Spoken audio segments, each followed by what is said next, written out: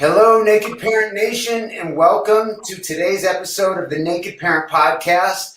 My name's Chad Ratliff, and I'm your host of this daily podcast focused on supporting parents raising special needs children of all kinds of abilities.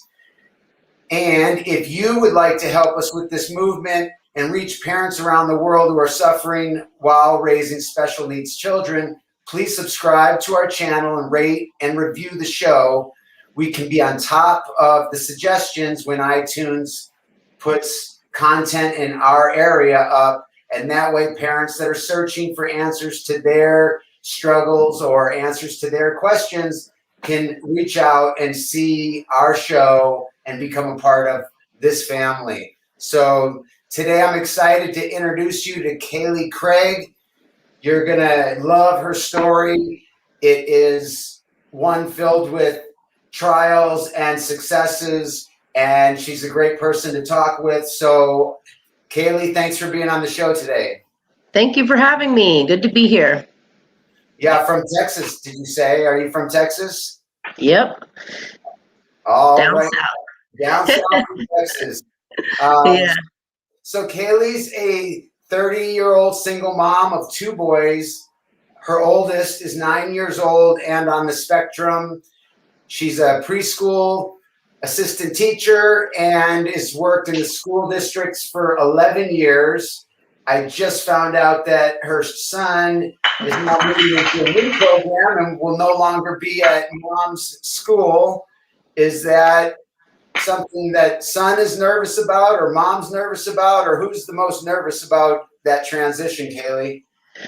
I think we're both pretty nervous. I try not to let him know that I'm nervous about it, just kind of be like, oh, it's going to be great. You're going to love it, but deep down I'm kind of just like, so he seems a little nervous, but pretty confident. So just hopefully I can keep that confidence going once the school year starts. Yeah, that's great. I hear how he does with that. But maybe we could start back a little ways when he was younger and that first sign that something might be different than what you were expecting. Do you remember something that stood out early on? Yes. He, being around a lot of kids, I noticed most kids his age were starting to learn to write, and they were kind of talking, and he really couldn't do those things. And I knew that his uncle had been diagnosed whenever he was a teenager. So it was something that, we kind of always knew to look for. So whenever those key signs started coming up, and he would headbang, and so much so till his nose bled, it could be, pretty epic. And so I mentioned it at a well child checkup, and and that was it. They gave me a list to check, and there were certain things that they said, yeah, okay, we should do some evaluations. And over a course of a year, we went to different places at Texas Children's Autism Center and Behavioral Center, and took about a year for him to have that official diagnosis. Yes, it was it went from his third birthday to his fourth birthday. He was literally diagnosed the day after his fourth birthday was his final diagnosis. So you thought it was early on, all things considered.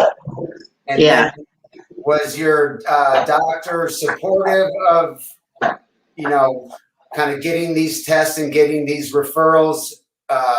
Was there any friction from the doctor, or were they on board with with this new program that you needed to start to build? They were real. It was no trouble as far as the doctors were. It was, oh, okay. The you think this, well, fill out these papers and go through the process. And as far as the doctors were, it was seemingly very uncomplicated. I felt like, Texas Children's, it was great with that. That's great. Not always the same. Not everybody shares that same story, and so I'm glad that you were able to have that story. So sometimes we just like to kind of set create the context for what we've been through and where we're going. But is there a moment on your journey that particularly stands out as one of the worst moments or one of the negative moments on your journey? Definitely early on in the diagnosis process. Whenever this was before any therapies, this was, before any diagnosis. He was, under evaluation, and because he was in like a private preschool, and we had started noticing things, and that's whenever, we started, get the ball rolling. And Texas Children's Behavior Center said, I suggest you look into the PPCD program for the school district. And I did that. However, they were like, we think he's too young to really put this diagnosis on him. Why don't you try the Head Start? And, and come back to us when you have, the diagnosis, basically. But they did offer him speech. So he did have speech through the district at 3.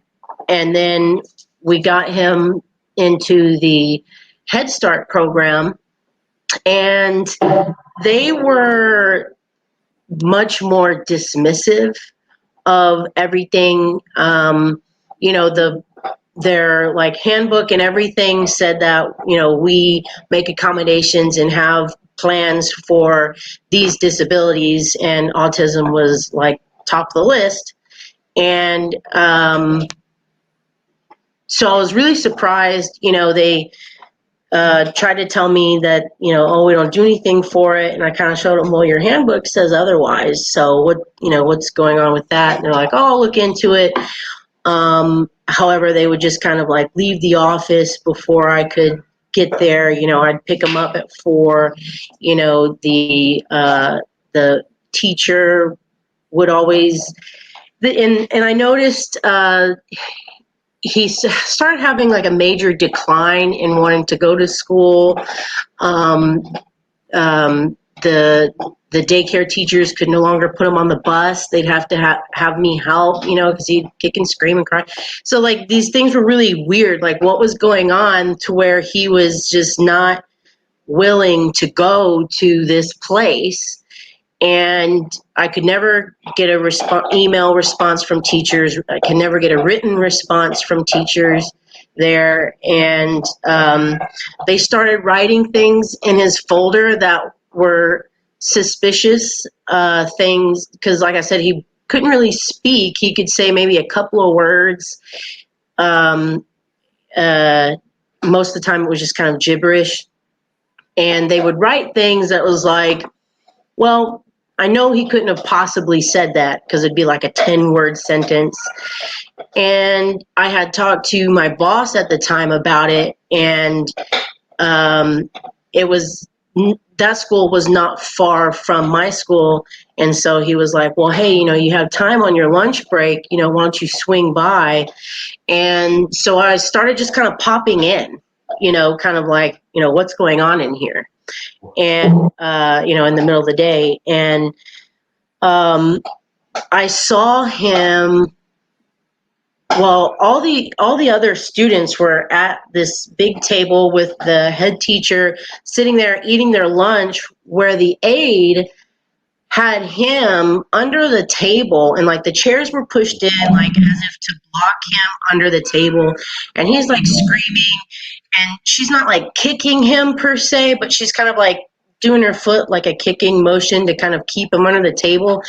And of course the doors are locked, right? You know, so people can't just walk in. So I start like banging on the door and I'm screaming, you know, like a crazy person. And, you know, I'm like, you know, what are you doing? They're like, well, he didn't want to eat lunch. And, you know, and I just was losing it in front of everybody. And, you know, I just grabbed him and I yanked him out of there and just left all his stuff. I didn't care, you know, and, you know, I called my boss, I called his dad. I was just like, I don't even know what to do, where to go right now. You know, I'm supposed to be at work, but, you know, now I'm not sending him back to that school. And it was a big deal. And, you know, I tried pressing charges, and it ended up being like, you know, your word versus theirs, because they didn't have cameras, which I thought was kind of insane because most schools have cameras now. And so and at that point, the school district ended up letting us, you know, do another evaluation, and he had an official diagnosis by this time, and he was able to get into the PPCD program through the school district, which is preschool programs for children with disabilities, and that was great. And, you know, and he had a wonderful teacher, and she really rebuilt his love for school. And, you know, I kind of, you know, gave her the rundown of what kind of like mess he's been through, you know, and so it was kind of like touch and go there for the first few weeks. But whenever he kind of realized, you know, hey, this lady's nice, you know, he just soared. And it was just amazing difference what just kindness and understanding could do in that time. And so that was pretty awesome. Well, that's I mean, those are the worst, all of our worst nightmares. Children, when they're not with us, who don't have a voice, are in a situation where they can't use their voice necessarily to tell us what's happening. That's so scary. I'm sorry you went through that. Sorry your son went through that. Yeah, it was definitely probably one of the top scariest moments of my life, you know, and yeah, so I can't imagine what I would do. I was like scared thinking about what I would do. Yeah. Oh man. Well, I'm glad you got into a better place and a better life, and that's what our job is. So I'm glad you followed your intuition that day and went over to the school. Okay, so how about now you're on this journey, you got him out of the school. Are there any aha moments that you run into along this journey that kind of give you new perspective or new ways of looking at things or new enlightenment? Well, I think the biggest like clarity moment, I read this book called The Reason I Jump. I don't know, you may have heard it. And it really helped me understand things that he couldn't tell me, you know. And you know, and of course everyone's different, but that book just, I highly suggest it to everyone who has not read it, that wants to get on that understanding better, not just scientifically, but like emotionally, like what's going on in their heart, their mind, their feelings, that they, can't really say. With my son specifically, something that he liked to do was just draw a lot. And I'm an artist myself. I like to paint and draw.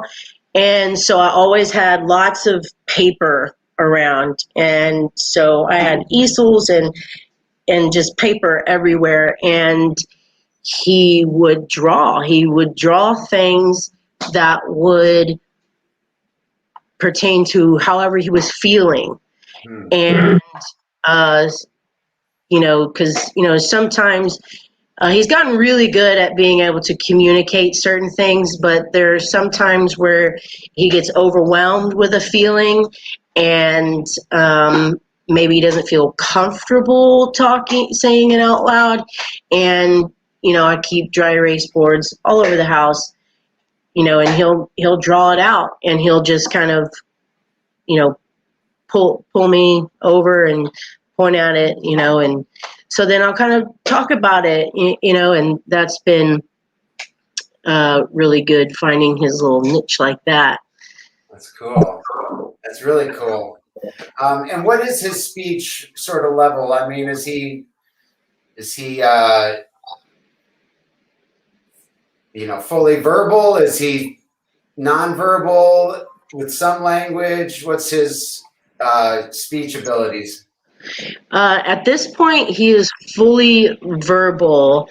The only thing that he really, sometimes his words get kind of mixed up, like he might kind of talk backwards a little bit.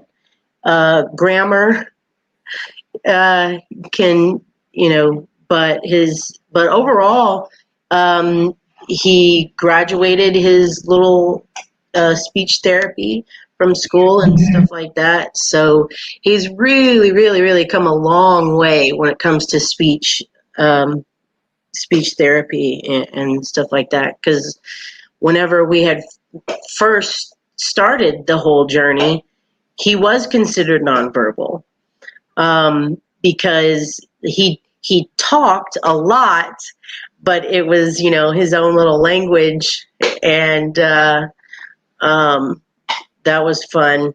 But so from age 4 to 9, he's gone from, mostly nonverbal to completely verbal. So wow, so yeah. That's awesome. And then how about for you? What do you do to take care of you? I like the spa. Yeah. Yeah, salt, those mineral salts for the bath and bubbles for the bath. That's my thing. That's your deal.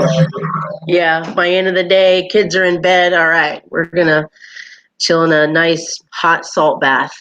That's awesome. Yeah. That's awesome.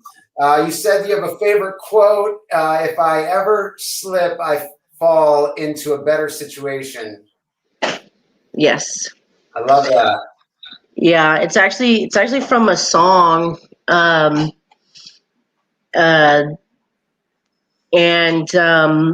I just thought it was really cool. Like, I was like, that is definitely me. Like, I take everything kind of with a grain of salt. Like, okay, what can we learn from this mistake today? And, I think that we learn and grow from everything. So, whenever I heard that line, I was like, that's like my motto. So Awesome.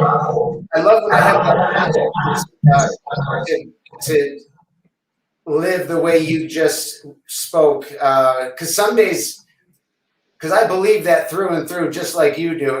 But some days I see the challenges and welcome the learning opportunities in those challenges. But probably more times than not, I see those challenges and they just look like challenges, and I'm not able to relate, what I really believe like said in this quote, to my current situation. It normally takes me a little bit of time to get there. But my mom always said, she said that every time I've gone into anything that was super trying or some big life, struggle or transformation, that I always came out bigger, stronger, and better. And when I reflect back, it's been true.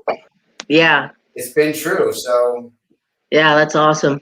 Yeah. Mom knows. Mom knows. That's right.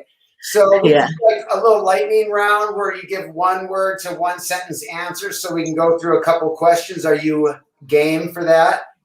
All right, let's do it. All right. What's the best advice you have received?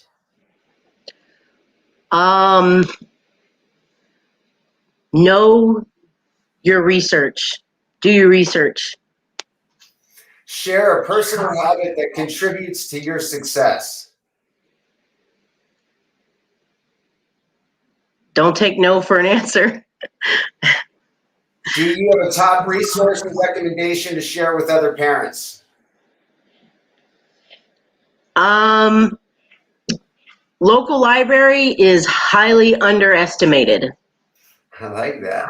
What's the next thing on your list that you want to add for your individual well-being? I don't know. That's an important one, by the way. Yeah. Next one. What's one thing you think would improve your life if you did it or had it? I'm sorry. Say that again? Yeah. What's one thing you think would improve your life if you did it or had it?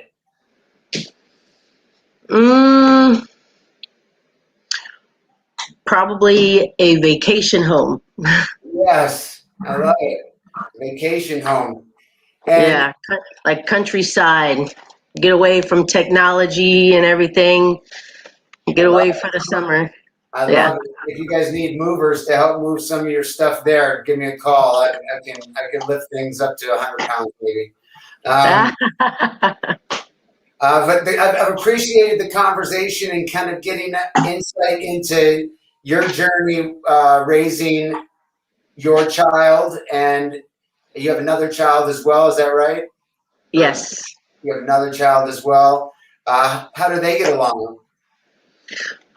Pretty great. They're both boys, so you have your typical boys, sibling rivalry, but when it comes to their brotherhood is pretty solid. My younger one, my older son doesn't always pick up when someone might be kind of teasing him, but my younger one will, and he'll and he'll say something to people. He's pretty fearless, and he'll be like, "Don't talk to my brother like that." I love that. Yeah. Yeah, they're great. I love that. And then just in closing, is there any guidance you'd like to share with Naked Parent Nation? Guidance or what's important that we talked about. Just kind of your last thoughts on how we're going to do this journey together. Well, like I said, the local library has a lot of really good information, a lot of good books out there. It can, the internet can be kind of hard to follow. Sometimes you don't know what's real and what's not. However, the library is always going to have really, really good sources to know, things, whether it's like science or on a personal level.